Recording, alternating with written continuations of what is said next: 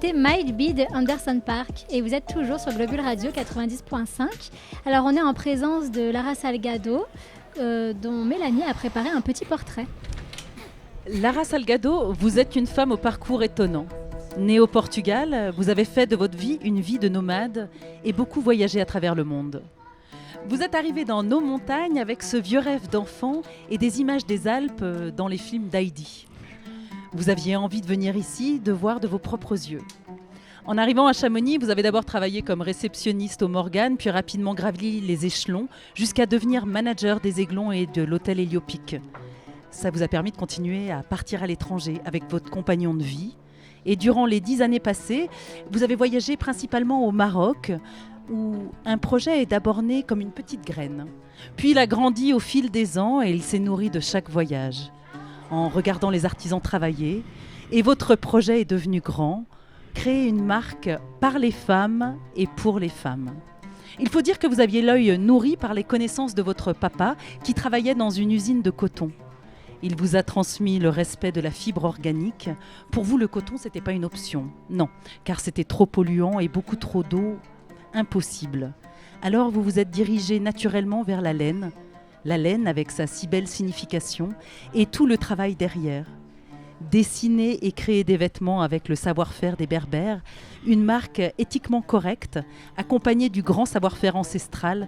Depuis des siècles, les femmes partagent la connaissance du filage et du tissage de la laine, de la teinture végétale, avec des plantes que l'on trouve du désert jusqu'aux montagnes du Rif et de l'Atlas.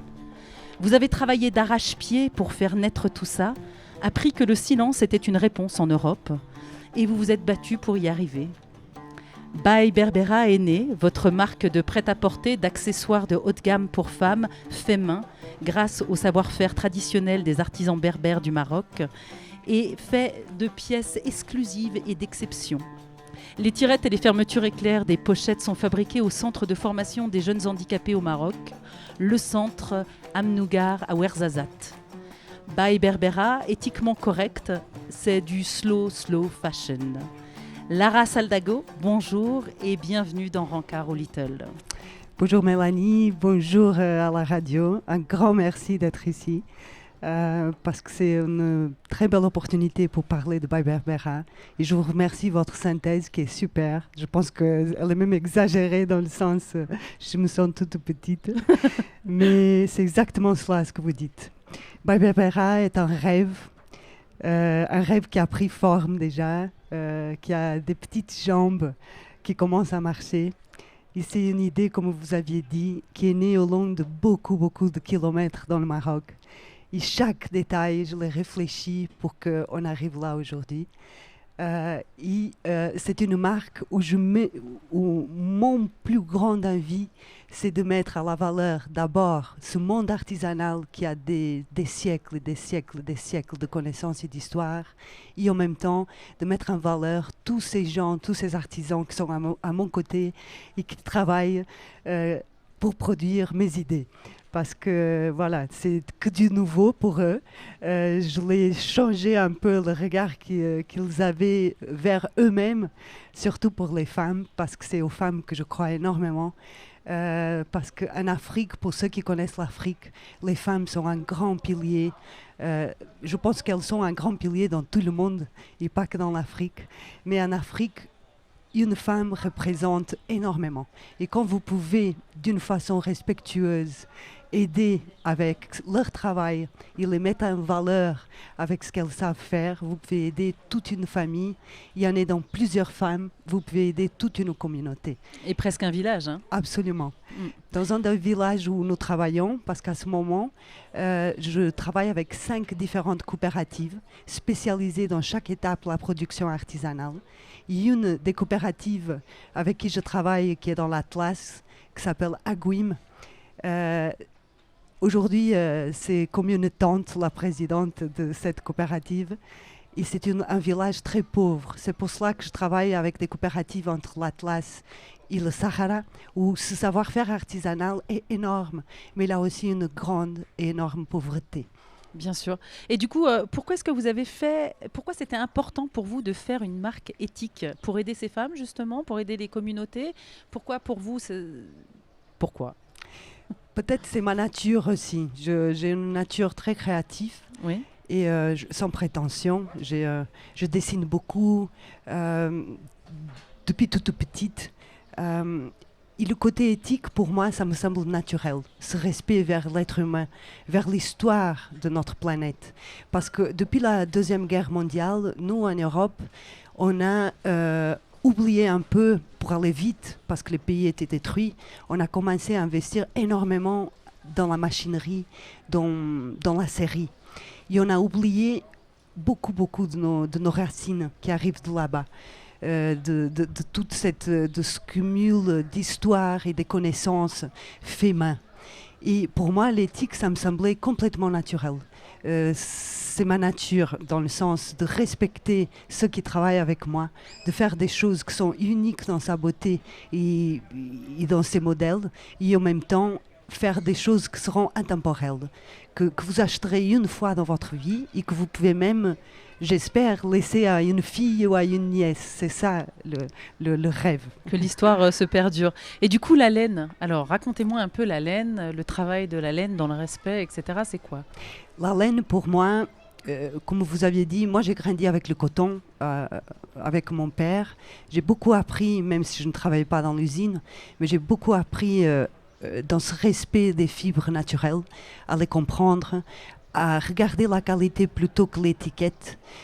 Parce que mon père, il travaillait avec plusieurs marques que payaient le prix fort, que les gens payent le prix fort en les achetant, mais la même qualité, elle partait dans des marques blanches, où la qualité était aussi présente. Donc j'ai toujours grandi dans ce respect de regarder la qualité.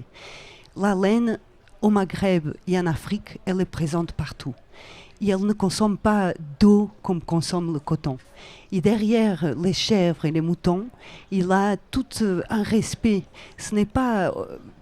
C'est très respectueux. Parce que l'animal, on va le tondre, il continue vivant. Il a toute une fête qui se fait autour des traditions.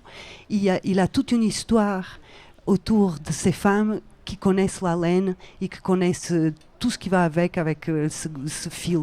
En plus, la laine, elle a des caractéristiques thermiques qui sont exceptionnelles. C'est un excellent isolant.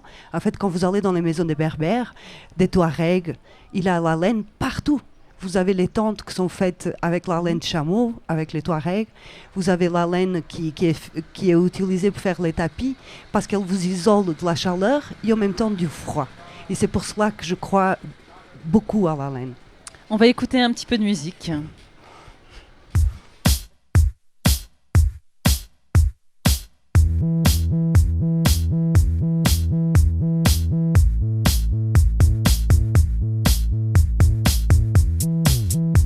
C'était Knife Song de Mirways et vous êtes toujours sur Globule Radio 90.5. Restez avec nous parce que bientôt on va vous dire quoi faire demain, vendredi.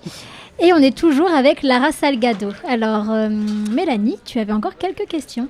Alors moi je me suis intéressée aussi à vos broderies et aux symboles qu'il y avait sur les broderies. Est-ce que vous pourriez un peu m'en parler? Elles sont toutes faites main, c'est ça, ces broderies, mais elles ont des symboles, non? Oui, absolument. Ça c'est quelque chose qui me passionne depuis toujours. Que je connais les Amazirs, les Berbères du Maghreb. Et derrière chaque broderie, il a une signification presque magique. Par exemple, dans la robe que je porte aujourd'hui, c'est le symbole du bélier, c'est le symbole de la force. C'est moi le bélier. Voilà, c'est excellent. C'est un symbole de la force et la masculinité. Même Alexandre le Grand, quand il est arrivé en Alexandrie, il a repris les cornes du bélier, il l'a mis dans sa tête.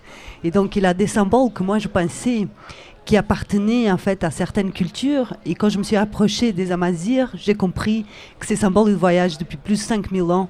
Et derrière, il a des significations qui sont très très belles.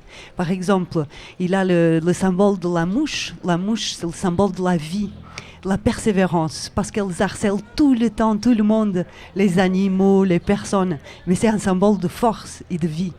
Après, il a beaucoup de symboles. Moi, dans notre site, j'ai résumé un peu quelques des symboles que nous utilisons dans chaque broderie. Parce que toutes nos broderies, elles sont différentes. J'ai passé beaucoup de journées à les étudier avec les tatouages des femmes, les poteries, les tapis. Ce sont des choses que depuis mes voyages m'intéressent beaucoup. J'ai massacré beaucoup de monde au Maroc avec ça parce que je vois des symboles, je les recopie, j'essaie de comprendre qu'est-ce que c'est.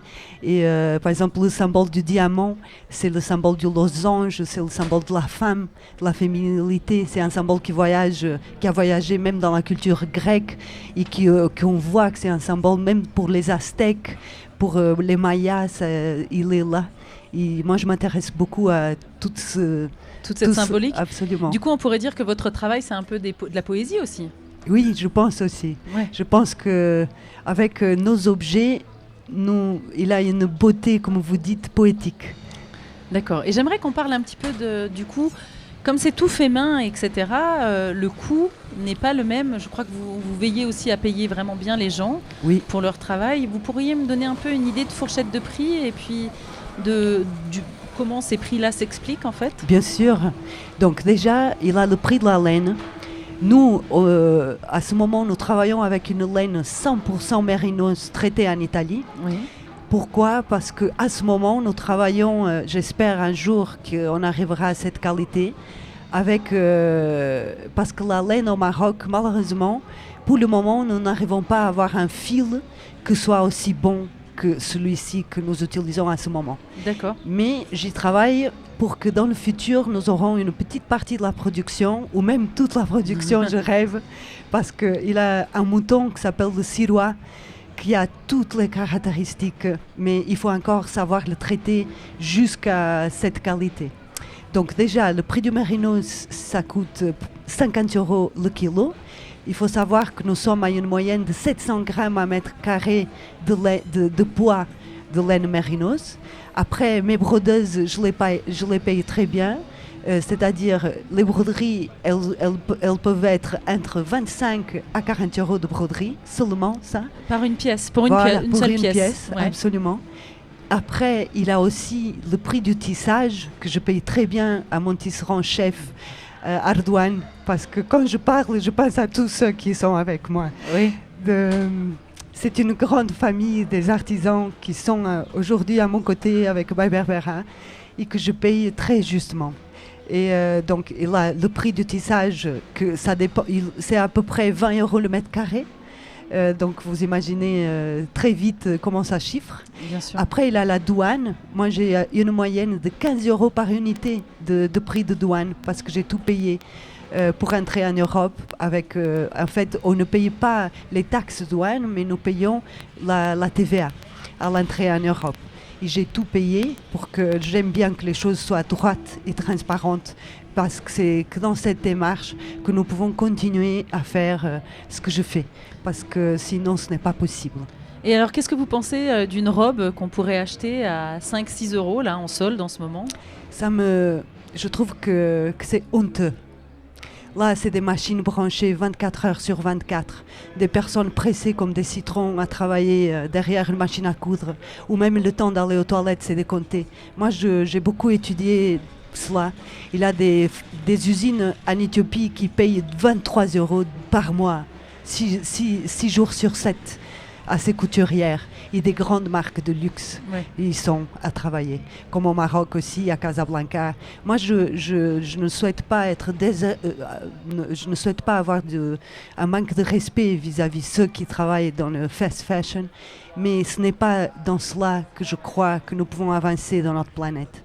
Je pense que c'est dans des choses faites avec grande qualité et avec une histoire humaine et avec beaucoup de respect derrière chaque chose qui se trouve la beauté et la qualité intemporelle.